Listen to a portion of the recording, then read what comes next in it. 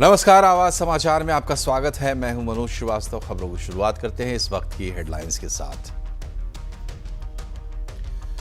पाकिस्तान की पोल खोलकर स्वदेश लौटा पहला ऑल पार्टी डेलीगेशन। विजयंत पांडा बोले, पाकिस्तान बंद करे आतंकवाद।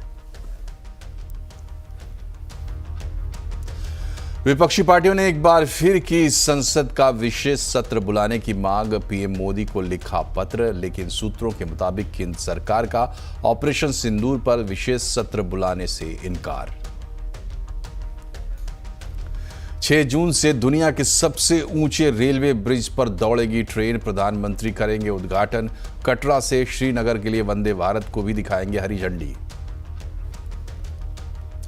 सेंसेक्स वीकली एक्सपायरी पर बाजार में कमजोरी। सेंसेक्स निफ्टी गिरावट के साथ बंद। मिड कैप स्मॉल कैप शेयरों में दिखा दबाव। रिकॉर्ड ऊंचाई के बाद निफ्टी बैंक गिरकर बंद। जम्मू कश्मीर में आतंकी लिंक के आरोप में 3 सरकारी कर्मचारी बर्खास्त। लश्कर और हिजबुल के आतंकियों की मदद का आरोप। एलजी मनोज सिन्हा ने लिया एक्शन। असम समेत नॉर्थ ईस्ट में भारी बारिश और बाढ़ का कहर जारी। हजारों लोग सुरक्षित जगह पहुंचाए गए। पीएम मोदी ने असम और सिक्किम के सीएम से की बात। हर संभव मदद का दिया भरोसा। टाटा मोटर्स ने किया हैरियर ईवी को लॉन्च। सिंगल चार्ज में 627 किलोमीटर की रेंज का दावा। 15 मिनट की फास्ट चार्जिंग में मिलेगी 250 किलोमीटर की रेंज। कीमत 21,50,000 से शुरू।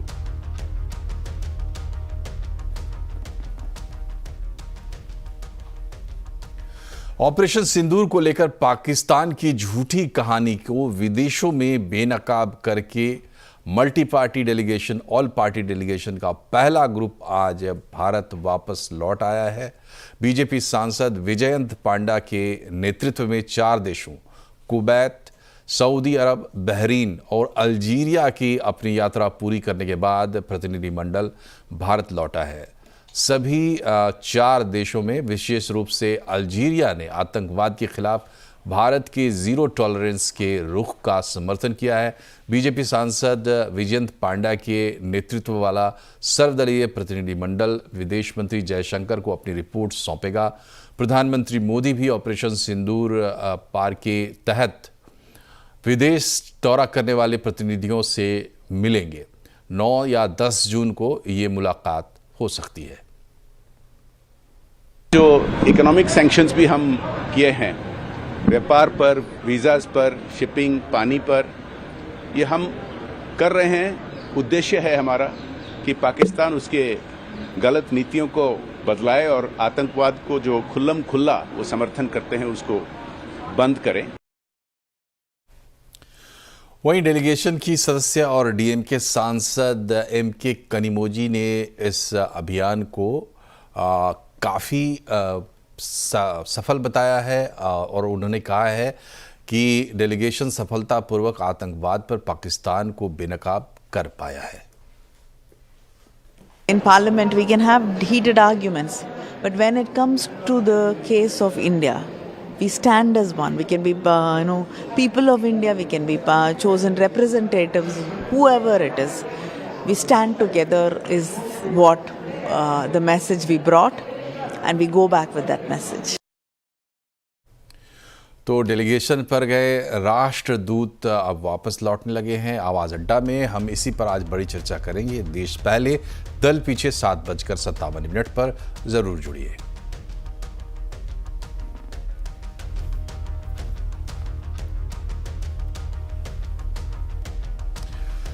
विपक्षी दलों ने आज एक बार फिर से ऑपरेशन सिंदूर को लेकर संसद का विशेष सत्र बुलाने की मांग की है। 16 पार्टियों ने प्रधानमंत्री नरेंद्र मोदी को बाकायदा चिट्ठी लिखकर इस बात की मांग की है।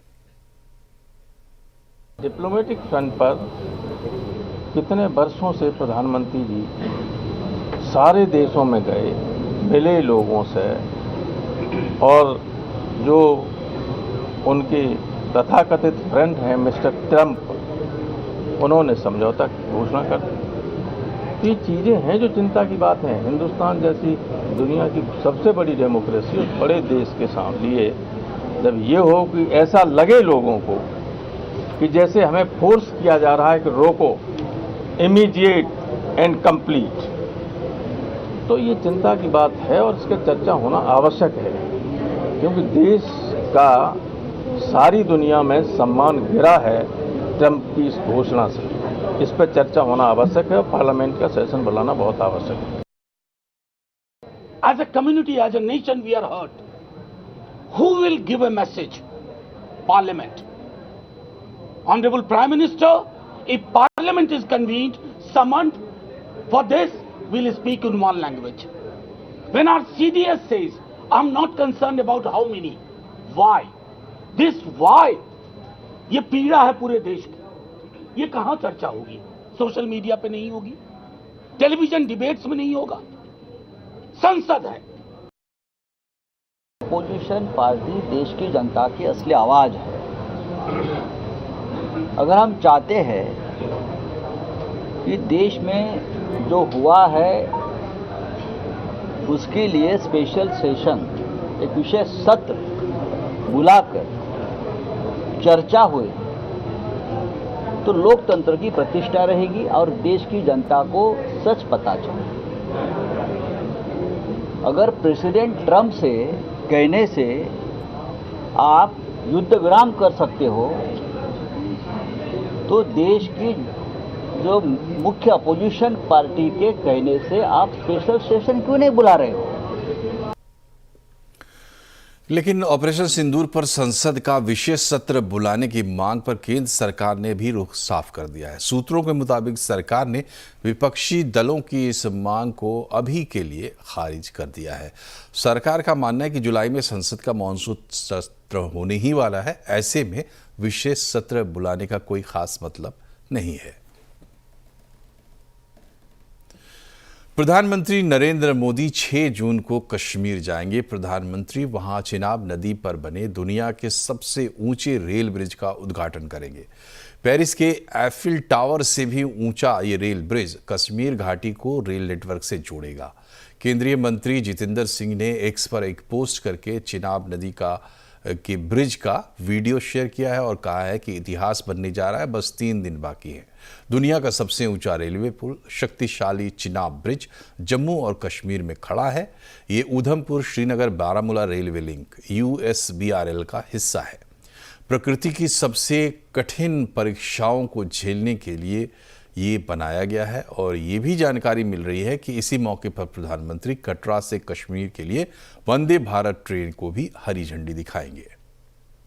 दुनिया में सबसे ऊंचा जो आर्क ब्रिज है चिनाब नदी पर बनाया है, साथ ही एशिया का सबसे बड़ा केबल स्टेट ब्रिज अंजी ब्रिज भी इस परियोजना का अंग है।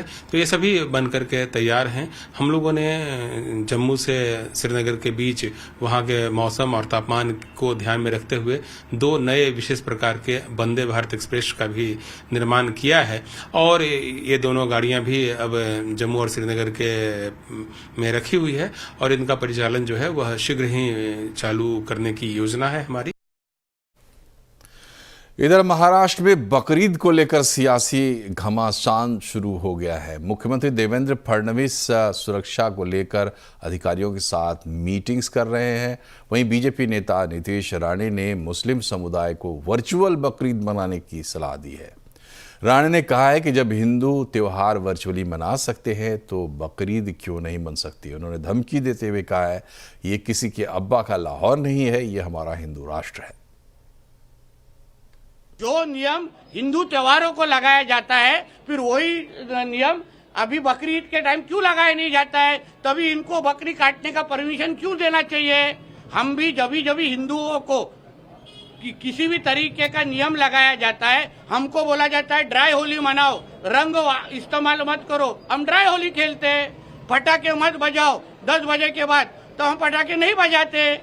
तो फिर अगर ये डॉक्टर बाबा साहेब अम्बेडकर जी का संविधान के अनुसार हम सब चल रहे हैं, शरिया के अनुसार नहीं चल रहे कानून के हिसाब से, तो जो नियम हिंदू पालते हैं, हिंदू फॉलो करते हैं, वही नियम मुस्लिम समाज क्यों फॉलो नहीं करता?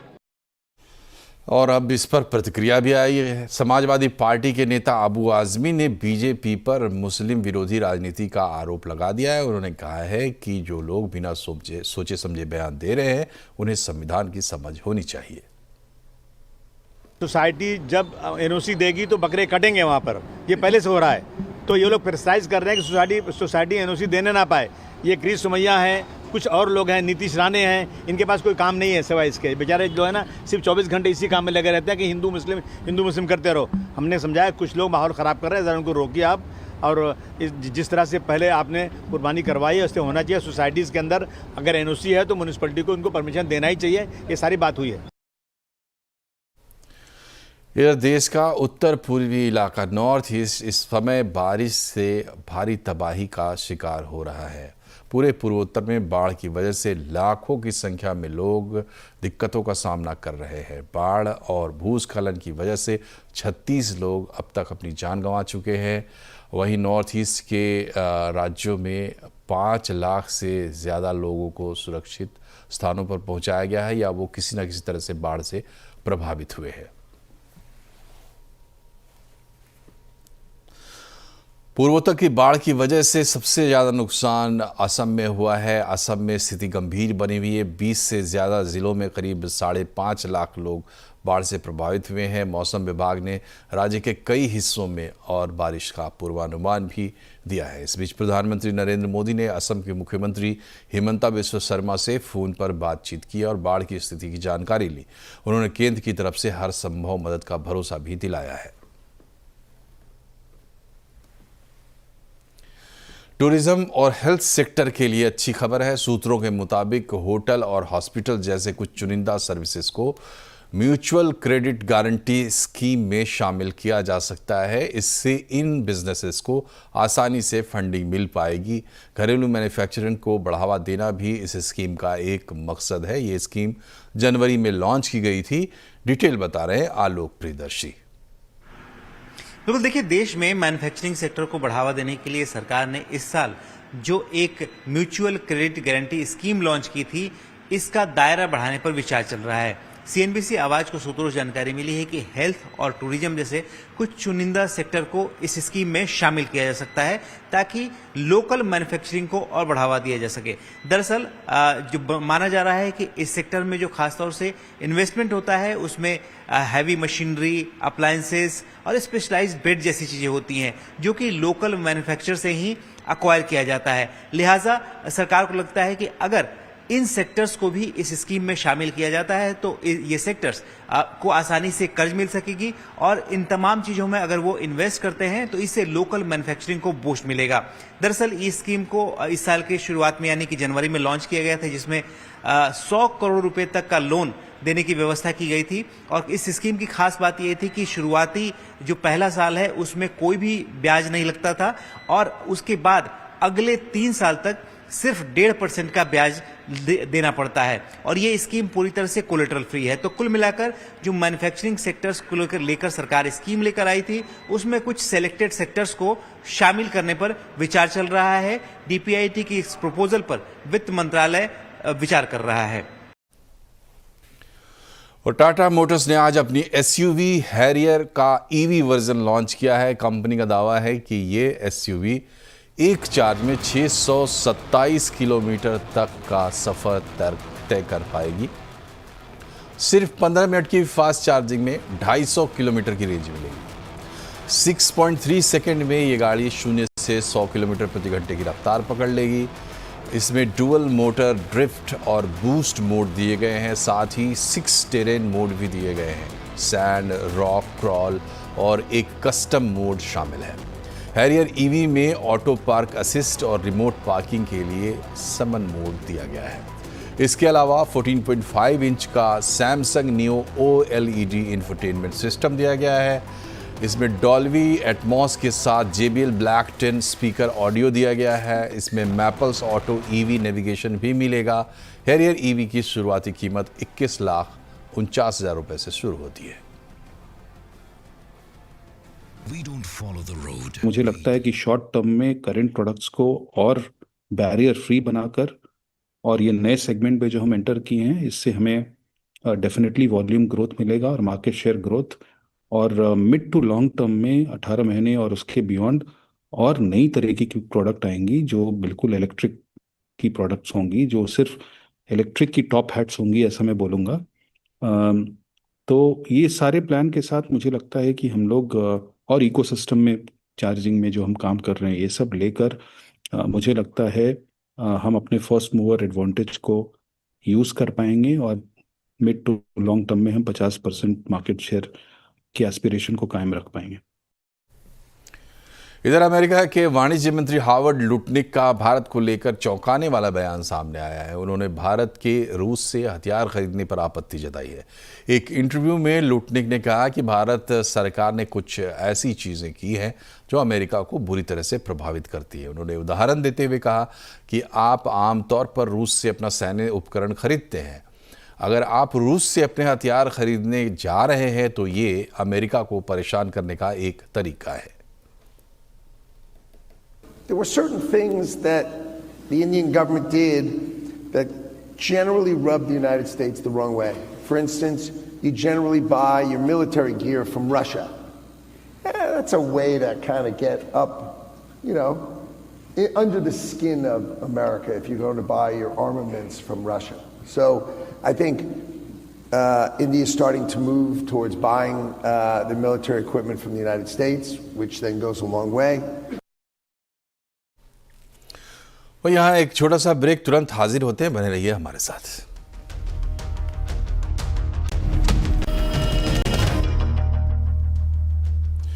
ब्रेक के बाद एक बार फिर से आपका स्वागत है। सेंसेक्स वीकली एक्सपायरी पर बाजार में आज कमजोरी रही।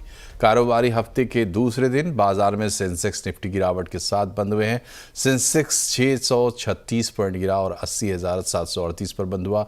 निफ्टी 174 पॉइंट गिरकर 24,543 पर बंद हुआ है। मिड कैप स्मॉल कैप शेयरों में भी दबाव रहा है। निफ्टी बैंक रिकॉर्ड ऊंचाई के बाद फिसल कर बंद हुआ है। डिटेल्स बता रही है कंचन नौटियाल। तो डेफिनेटली हफ्ते के दूसरे कारोबारी दिन की बात करी जाए तो बाजार इतने दिन से हम देख रहे हैं कि एक रेंज बाउंड में ही कामकाज करता हुआ दिखाई दे रहा है, लेकिन आज एक कमजोरी जो है वो और भी ज़्यादा परसिस्टेंट होती हुई दिखाई दी है। यहाँ पे इन्वेस्टर्स जो हैं उन्होंने हाई लेवल से प्रॉफिट बुकिंग करते हुए भी नजर आए हैं। साथ में कल RBI की मीटिंग है, तो उस लिहाज से भी जो आज का सेशन था काफ़ी ज़्यादा वॉलेटाइल था। अब बात करते हैं कि स्टॉक स्पेसिफिक एक्शन आज के सत्र में किस तरीके का देखने को मिला। इस टाइम पे सबसे पहले निफ्टी के बढ़ने वाले शेयर्स की बात कर ली जाए। देखिए, ग्रासिम इंडस्ट्री में करीबन 1.5% का इजाफा देखने को मिला। श्रीराम फाइनेंस की बात करी जाए तो करीब 1% की बढ़त यहां पे भी थी। बजाज ऑटो में यहां पे 1% का इजाफा था और महिंद्रा एंड महिंद्रा भी करीबन 1% की बढ़त के साथ बंद हुए। यानी कि ऑल ओवर हम समझे कि ऑटो पैक में आज थोड़ी तेजी थी, रियलिटी पैक में आज थोड़ी तेजी थी, मेटल्स में शानदार चमक दिखाई दी।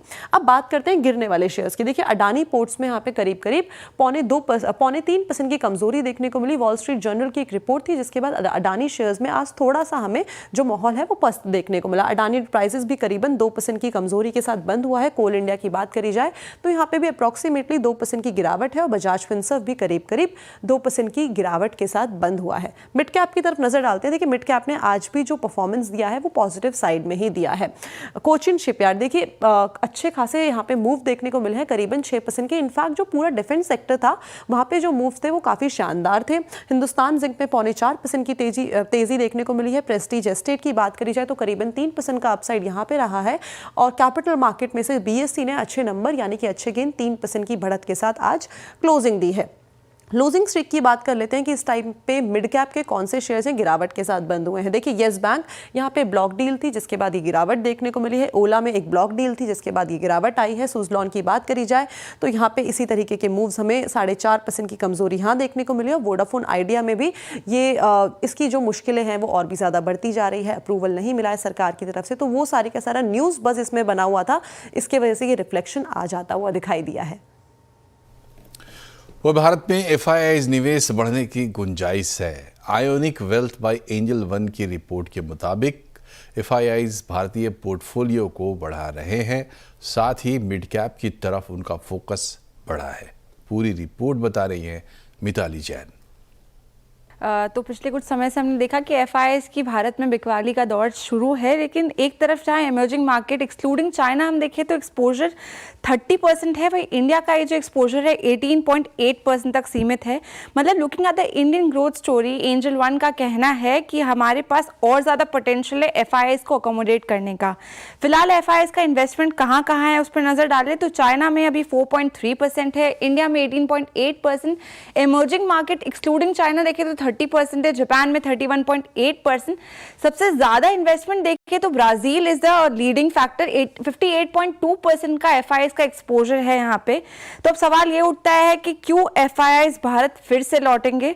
तो कुछ पॉजिटिव साइंस दिख रहे हैं। रिपोर्ट में मेंशन था कि एफआईआईज़ अब दोबारा अपना इंडियन पोर्टफोलियो बढ़ा रहे हैं। निफ्टी कंपनीज में उनका इन्वेस्टमेंट्स अब रिकॉर्ड हाई पर नजर आ रहा है। हालांकि लार्ज कैप स्टॉक्स से उनका जो एक्सपोजर है वो कम हुआ है, लेकिन अब उनका जो रुझान है वो मिड कैप और स्मॉल कैप स्टॉक्स में ज़्यादा बढ़ता हुआ नजर आ रहा है।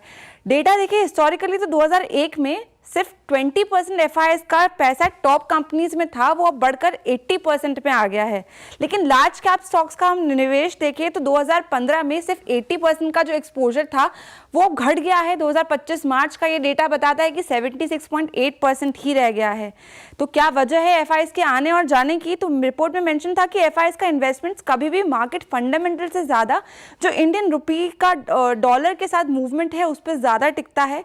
जब रुपया गिरता है तो शॉर्ट पीरियड के लिए एफआईआईज़ की सेलिंग ज़्यादा बढ़ती हुई नजर आती है, लेकिन लॉन्ग टर्म के लिए देखें तो भारत के फेवर में एक स्ट्रॉन्ग फैक्टर्स नजर आ रहे हैं, जैसे कि अर्निंग्स ग्रोथ, फेयर वैल्यूएशन और मैक्रो इकोनॉमिक स्टेबिलिटी। एफआईआईज़ की फेवरेट थीम्स की अगर मैं बात करूं तो chemicals, EMS, telecom, financials, infrastructure, ये सारे ही सेक्टर जहां ग्रोथ पोटेंशियल ज़्यादा दिख रही है वो एफआईआईज़ की स्ट्रॉन्ग थीम्स में से शामिल है। क्वार्टरली हम देखें तो दिसंबर से मार्च में जो रुझान दिखा वो सबसे ज़्यादा केमिकल में दिखा, फिर टेलीकॉम, एनबीएफसी नॉन लेंडिंग वाला सेगमेंट, फिर इंश्योरेंस और एनबीएफसी लेंडिंग में भी 0.7% की अच्छी खासी ग्रोथ का एक्सपोजर दिखा है। ईयर ऑन ईयर हम बात करें तो यहाँ पे एनबीएफसी नॉन लेंडिंग फिर से 4% के साथ, इसके अलावा ईएमएस में 2.2%, टेलीकॉम भी है, रियल एस्टेट और इंफ्रा। तो ओवरऑल देखें तो एफआईआईज़ की जो ये ग्रोथ अपॉर्चुनिटी है अब इस रिपोर्ट के अकॉर्डिंग इंडिया में और ज़्यादा बढ़ती हुई नजर आ सकती है। और इसी के साथ बुलेटिन में फिलहाल इतना ही, लेकिन खबरों पर आप रहिए अपडेट और इसके लिए जुड़े रहिए सीएनबीसी आवाज़ से। हम सोशल मीडिया पर भी मौजूद हैं। नमस्कार।